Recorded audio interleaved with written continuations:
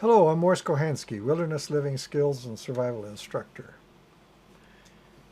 I have been at this type of work for over 40 years, 40 some years, and I'm reaching the stage in my life where I'm no longer active in direct instruction, but I am doing a lot more writing and defining and doing that sort of thing, putting words to paper.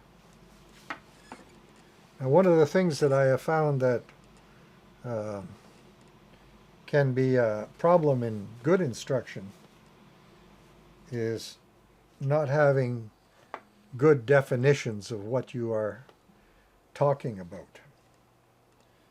Like, for example, it's a serious challenge even yet for me to be able to define modern wilderness survival, because I'm still sort of working on the topic after many, many years of putting my back to it. Now, we have encountered the situation of definitions in almost everything we do, like in fire, for example.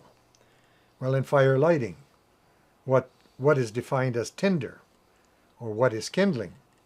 I would say that when I read the literature, I often find that it seems that authors don't seem to differentiate between tinder and kindling, and they are a little lax in as to the uses. Most people figure tinder and kindling are the same thing. Well, to me, tinder is something that a tiny spark that comes off of a piece of carbon steel and a rock. And the rock is the flint, and the steel is carbon steel. And that little spark ignites tinder. It doesn't ignite kindling, doesn't ignite anything else, because it's so feeble. Well, it might ignite a gas and cause an explosion, but the situation is that the learner has to have a clear definition that tinder should be reserved for that type of special material that will catch a small spark and begin to burn to the extent that you can get a fire out of it. In the natural environment, I've only found one kindling, and that is the true tinder fungus, chaga, you might say. And so in the natural environment, without any processing, tinders are very rare. In other environments, there might be many other things beside your chaga. Now, kindling, to me, is something that when you apply a flame, like a match, to it, and you count to 5, that material should be burning. So if I strike the match and I say 1, 2, 3, 4, 5, and I take the match away, and if it isn't burning, it's not kindling. It might be fine fuel, but it's too coarse for the match flame to be able to transfer its flame to the material. So you're using stuff. Now we got hundreds of things like dry grass, dry lichens, uh, dry materials, twigs, and so on that will catch on fire because the flame is applied to it.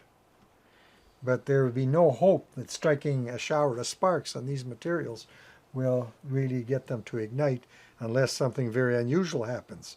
Because if you take a huge amount of materials and cook them in a certain way and carbonize them, you end up transferring a lot of kindlings into tinders. But you can't call those materials tinder until that special process is applied with a tinder box or some other means of carbonizing the material. Another term that I've run across that fell into great disuse was exposure, dying of exposure. Well, there was a time where everybody found that that was a meaningless expression and tended not to use it. But as I aged, I began to realize that the term was used to lump together a whole bunch of things that were being experienced by the individual.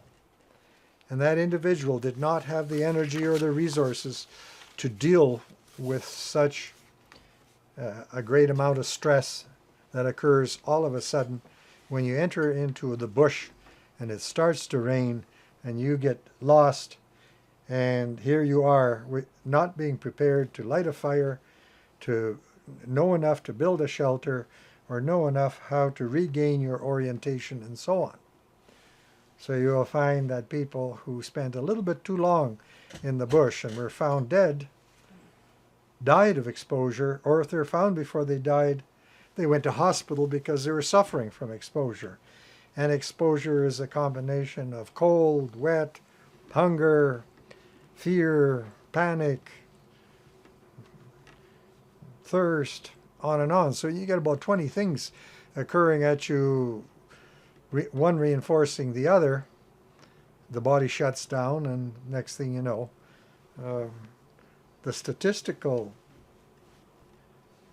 average time that many people perish when they don't know how to cope with the stresses of the wilderness is something like between 36 and 38 hours, if I'm not mistaken.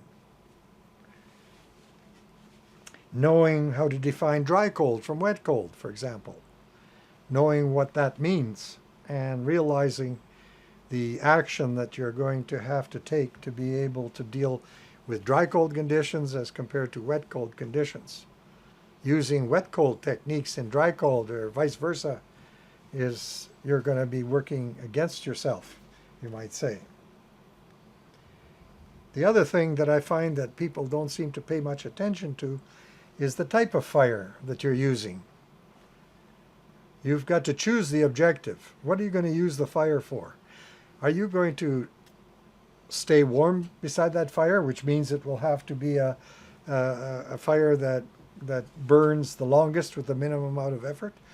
Or are you going to dry out a wet sleeping bag or wet clothing, in which case you're going to build a fire that is many times bigger than normal and you stay well back?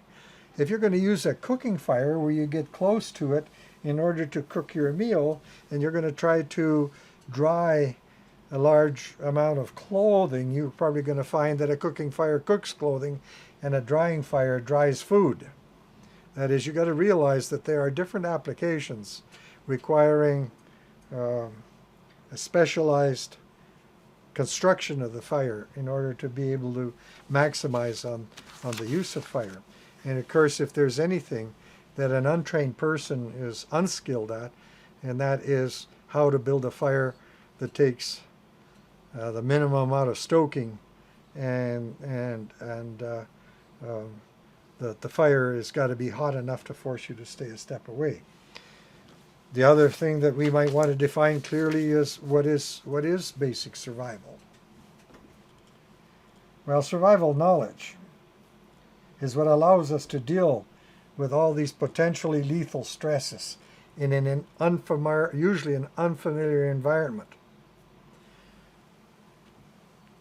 When you are brought up from day one in a certain environment, the possibility of you encountering a survival situation in that environment is very remote.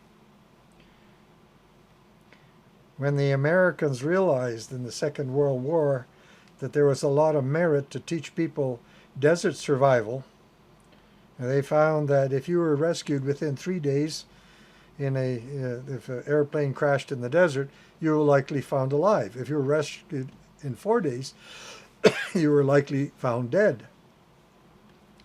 And every once in a while, there would be some individuals that had survived many days beyond that, and it appeared that they knew something unusual or special, and so it occurred that must be desert survival knowledge.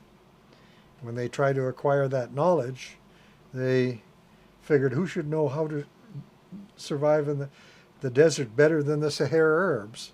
So when they went to study their survival techniques, they came back very quickly disappointed because they found the Sahara Arabs didn't know how to survive in the desert. They only lived there. And the issue there was that the Sahara Arab asking them, well, how do you survive in this, was a meaningless question because they lived in that environment. And so they wouldn't benefit very much from any kind of survival training because it was ingrained in them from day one, and they didn't have the ability to separate out what is survival knowledge and what is everyday living knowledge when it comes to the desert.